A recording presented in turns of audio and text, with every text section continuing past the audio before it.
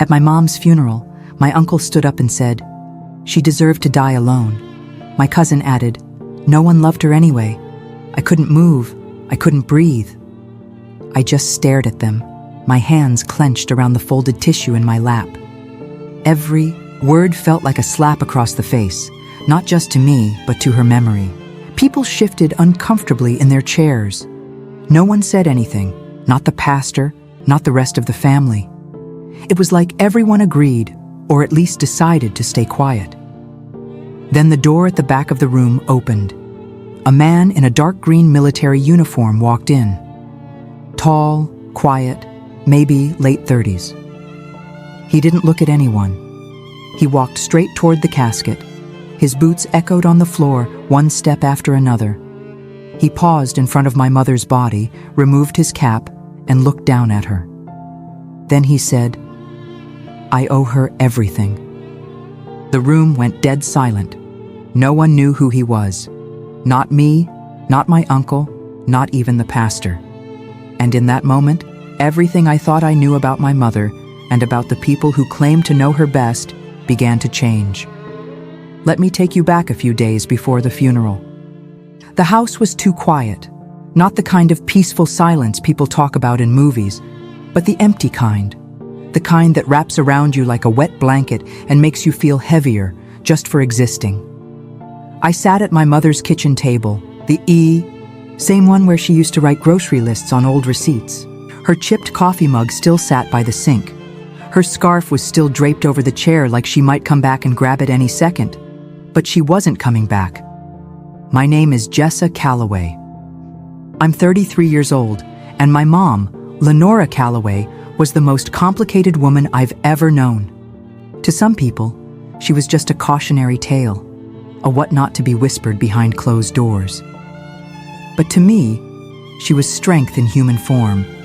Flawed, yes. Messy, absolutely. But she had a heart that never stopped giving. Even when the world gave her nothing back, planning her funeral was like trying to organize a goodbye for someone who never got a proper hello. No one offered help. My phone stayed silent. No cousins calling. No casseroles at the door. Just me sitting with the funeral director trying to answer questions like, was there a church she belonged to? And, should we expect a crowd? I wanted to say she didn't go to church. Church judged her. And no, I wasn't expecting a crowd. In fact, I was expecting a fight. My Uncle Barrett had already made his feelings known. He hadn't spoken to my mother in over a decade. He blamed her for things no one dared to speak of directly. Her reckless years, the way she brought shame to the family after the divorce, after the debt, after everything. His son, my cousin Milo, was worse. He took his father's bitterness and wore it like armor. I should have been bracing myself for what they were going to say at the funeral. I should have known better, but part of me hoped they would at least be quiet just for one day. The funeral was held in a small room in Ridgemont Memorial, the kind of place that smelled like old wood and potpourri. There were maybe a dozen people scattered across the pews. Some co-workers from the grocery store where she used to work night shifts. One or two neighbors and a woman I didn't recognize who sat in the back and cried quietly the whole time. I wore my mother's silver locket. She used to tell me it was a gift from someone she once loved. She never said who. I remember asking once, and she said, "Some stories don't start until after you're gone." I didn't understand it then. I still don't fully. The pastor read a short prayer. He had never met her. I could tell by the way he said her name like it was just another line in his script. There was no warmth in his voice, no sense of who she really was. It stung, but I stayed still. This day wasn't about me. Then Barrett stood up. No one asked him to speak. He didn't even look at me as he rose from his seat and walked slowly to the front. I felt my stomach turn.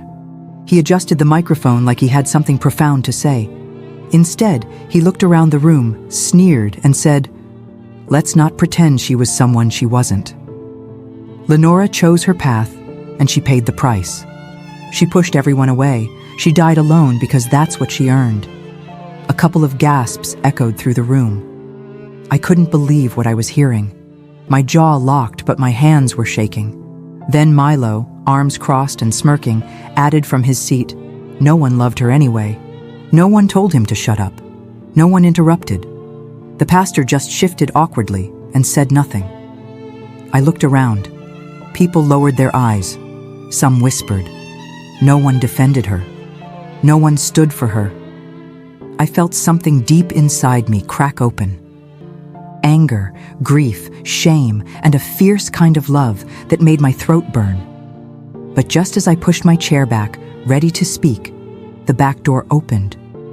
And that's when he walked in. He didn't belong there. That was my first thought. The man who entered through the back door wore a sharply pressed army dress uniform. He looked mid to late 30s, clean-shaven, serious eyes, built like someone who had seen hard things and lived to carry them.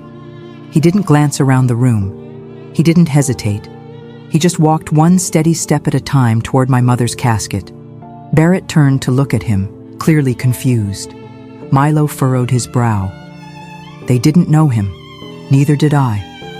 He reached the casket, took off his hat, and stood for a moment in silence. Then he whispered something under his breath, words I couldn't catch, and placed his hand gently on the edge of the coffin like he was greeting an old friend. Then he said it. I owe her everything. Those words didn't land like a statement. They landed like a stone dropped into still water. Everyone froze. The woman crying in the back stopped mid-sob. The pastor looked stunned. Even Barrett didn't speak. The man turned slowly to face us, and his voice carried, not loud, but clear. I know none of you know me, but I knew Lenora Calloway better than most, I think. She saved my life. He looked straight at me. You must be her daughter. I nodded slowly, still trying to understand what was happening. Barrett muttered under his breath. Saved his life.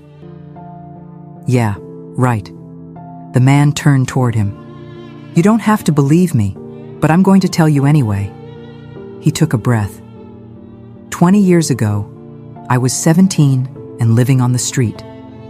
My parents had both died. I had no siblings, and I aged out of foster care with no direction, no money, no clue what came next. It was November, cold. I was sleeping behind the dumpster behind a grocery store off 3rd and Ridge. One night, a woman came out the back door with a trash bag. She saw me. She didn't scream.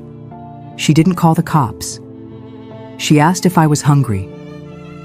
He paused, eyes scanning the room. That woman was your sister, your aunt, your mother. She gave me leftover soup and a warm blanket from her car, and the next night, she came back. And the next, for 3 months, she made sure I had something warm to eat and something dry to sleep under. I couldn't believe what I was hearing. My mom had never told me any of this, not once. The man continued. She never asked for anything. She didn't give speeches.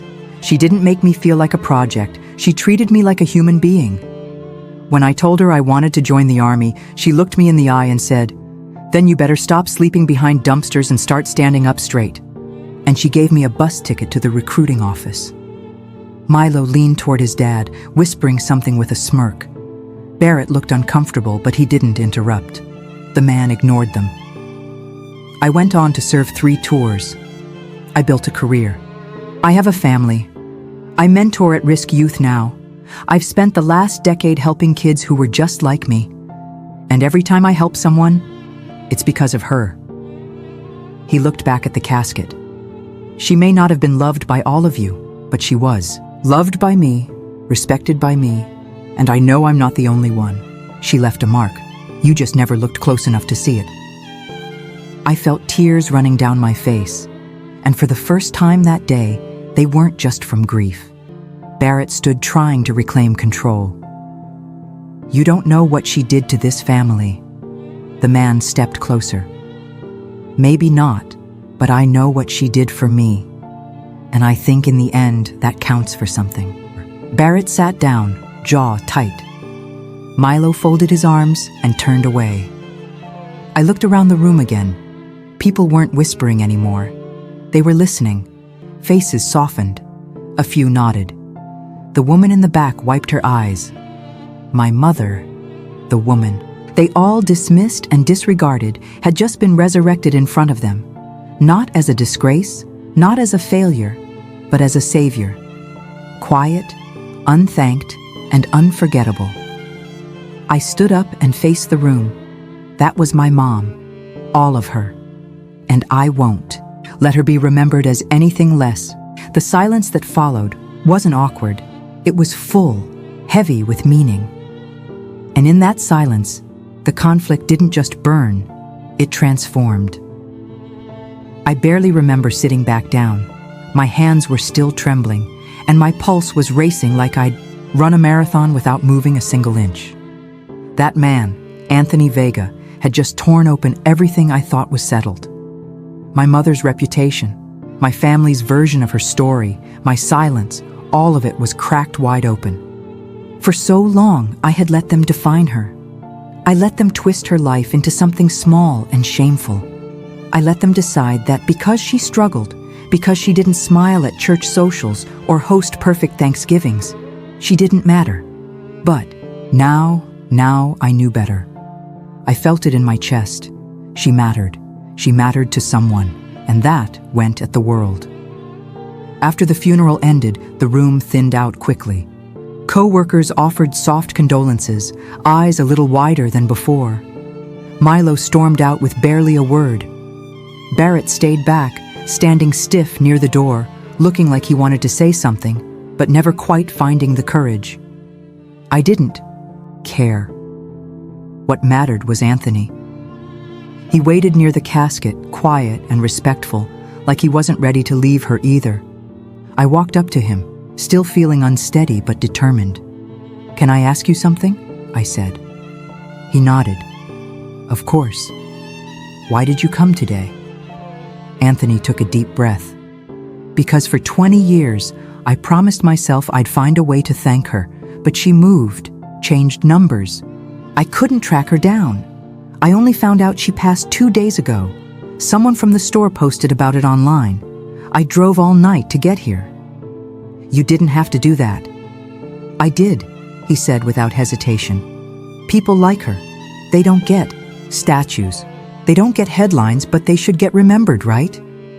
I nodded, swallowing the lump in my throat. "Thank you for what you said, for everything." He reached into his coat pocket and handed me something, an old, faded photograph. It showed my mother, much younger, standing beside a skinny teenage boy with a buzz cut. They were outside a diner. She had her arm around his shoulder, and she was laughing. "I've kept this in my wallet since the day she gave me that bus ticket," he said. "She told me to take a picture so I'd remember I wasn't invisible." I pressed the photo to my chest. "She never told me about you, about any of this. She didn't like talking about herself. She only talked about you." That was the moment it all snapped into focus. My mother wasn't ashamed of her past. She just didn't want it to burden me. She carried it all alone so I could walk lighter. And here I was, letting people like Barrett drag her memory through the dirt. Not anymore. I went home that night and sat at her desk. It was cluttered with scraps, old receipts, clipped recipes, handwritten notes in the margins of torn envelopes. And beneath all that, I found a notebook. Inside, she'd been writing letters to me. Some were half-finished, some were rambling, but one page caught my eye. The ink was darker, the handwriting steadier. It read, "If you're reading this, it means I'm gone. I hope I made you proud. I know I wasn't always easy to love, but I tried. God, I tried. Not just for me, for you. I didn't want you to become me. But maybe now I realize there's nothing wrong with being someone who fights hard and loves quiet." I broke down right there. And when I got up, I knew what I had to do. I wasn't going to let her story die in that cold, judgmental room. I wasn't going to let the loudest voices rewrite her life just because they shouted over the quiet truth. I pulled out my laptop and started writing. First, a journal entry, then a post. then a letter to the local paper. I talked about the woman who took in strangers, the woman who worked 2 jobs and still came home to make soup, the woman who taught me to be kind even when no one was watching. I didn't care if anyone else believed it. I knew the truth now, and I was going to make sure the world knew it too. Because if my mother could change someone's entire life with a blanket and a warm meal, then the least I could do was change how the world remembered her. Starting with her name, Lenora Calloway, a woman who saved lives without needing to be seen. A few days after the funeral, I got a message from Anthony. It was short, just a sentence and an address. "You should see this." She never stopped helping. I almost didn't go. Part of me wanted to stay in the warmth of the memories I had just uncovered. Just me, my mom, and the pages of her quiet strength. But curiosity tugged at me. If there was more to her story, I had to know it. The address led me to a community center about an hour outside of town. It wasn't fancy. The paint on the sign was chipped, and the front steps creaked under my feet. Inside, the walls were covered in artwork, paintings and poems, some childish, others raw and emotional. The kind of art that comes from people who've lived through storms. A woman greeted me at the front desk. "You must be Jessa." I blinked. "Yes. How did you know?" She smiled. "We were expecting you. Anthony said you might come. Follow me." She led me down a hallway and into a small room lined with bookshelves, mismatched chairs, and a bulletin board covered in Polaroids. On the far wall, there was a framed photo of my mother. It took my breath away. She was younger, mid-4s maybe, wearing a denim jacket and holding a tray of cupcakes. Around her were 3 kids smiling up at her like she'd hung the moon. The caption beneath it read, "Miss Lenny, our anchor." I turned to the woman beside me. "She volunteered here." She nodded. "More than that, she saved this place." We were on the verge of closing. No funding, barely any staff. Your mother showed up one afternoon and asked if we needed help. She cleaned, she cooked, she ran after-school tutoring. She taught writing workshops to teenagers who wouldn't speak to anyone else. She never asked for credit. She just showed up. I felt the tears coming before I could stop them. She never told me. She didn't do it to be remembered. She did it because she knew what it felt like to be invisible. I walked over to the bulletin board and stared at the photos. In each one, she looked happy. Not just smiling, but truly at peace. Her eyes, which so often looked tired when she came home at night, sparkled in these pictures. There were handwritten notes, too. One said, "Miss Lenny taught me how to write my first story." Another, "When I wanted to drop out, she told me my voice mattered." I believed her. I traced my fingers along the edges of the board, absorbing every word like oxygen. She hadn't been the woman my family claimed she was, not even close. She hadn't lived a small life. She'd lived a hidden one filled with quiet power, with small acts that rippled into big changes. For years I had carried her story as one of tragedy, but now I saw it for what it really was. A story of survival, of sacrifice, of love that didn't need applause to matter. Anthony met me outside when I left. He leaned against his truck, hands in his pockets, watching the sky darken. "She came here every Thursday," he said, "rain or shine." "I didn't know this version of her," I said. He nodded. Most people didn't, but it's not too late to tell that story. And that's when I knew what I had to do. I went home, pulled up the draft of the post I had started after the funeral, and rewrote the entire thing. This time, it wasn't about defending her. It was about celebrating her. I included the picture from the center, the notes from the kids, Anoni's words, and even a few pages from her notebook. I told the full story of a woman the world discarded who refused to discard anyone else. When I hit publish, I didn't expect much, but within hours it spread. People shared it, commented, told their own stories, strangers who had met her at the shelter, kids she'd mentored, former co-workers who remembered how she always brought extra food for the new hires who couldn't afford lunch. One comment read, "I never knew her name, but she gave me a blanket when I was 13 and sleeping under a bridge. Thank you for reminding me who she was." Another said, "She was a quiet hero. Thank you for making her loud." And that's when I realized my mom hadn't needed the world to see her. She just needed one person to finally tell the truth. That was going to be me. It's been 3 months since the funeral. I still can't drive past Ridgemont Memorial without feeling a pang in my chest. But now it's not just grief that shows up. It's pride, gratitude, a strange soft ache that reminds me my mother mattered. Not just to me, but to people she saved, to lives she touched, to a community that knew her, not as a cautionary tale, but as a quiet constant in the chaos of their world. Since I published the post, something unexpected happened. The story didn't just resonate, it moved. It reached places I never imagined it would. A local reporter called me. Then a national blog picked it up. And suddenly, Lenora Calloway, my mother, was no longer a footnote. She was a feature, a name spoken with reverence, not ridicule. One of the kids from the community center, well, not a kid anymore. She's 24 now, reached out to me. Her name is Danny. She told me my mom helped her stay in school when her life fell apart. She had nothing but a garbage bag full of clothes and a lot of anger. But my mom saw something in her. She didn't try to fix me. Danny said she just listened. And when I failed a class, she told me failing wasn't the end unless I stayed there.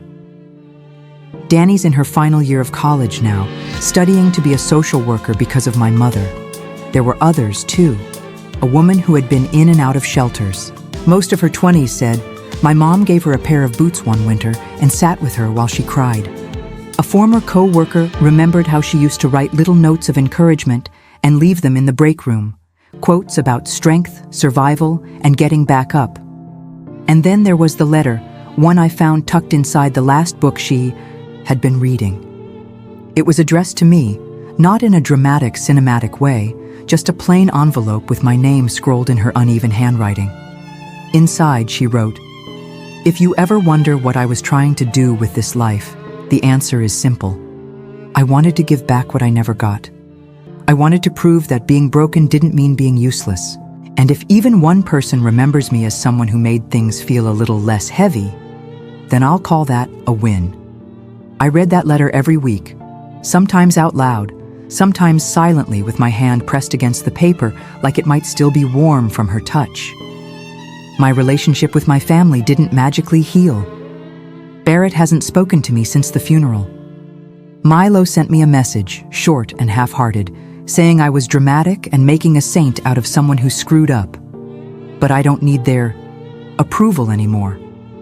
I used to think defending my mother meant convincing them she was better than they claimed. Now I know better. It's not about them at all. It's about the truth. And the truth is that my mother was human. She struggled, she made hard choices, but through it all, she chose kindness. She chose to lift others up even when she was sinking. She chose to keep loving even when it hurt. And maybe the world didn't applaud her for it. Maybe most of it never even noticed. But I see it now. All of it.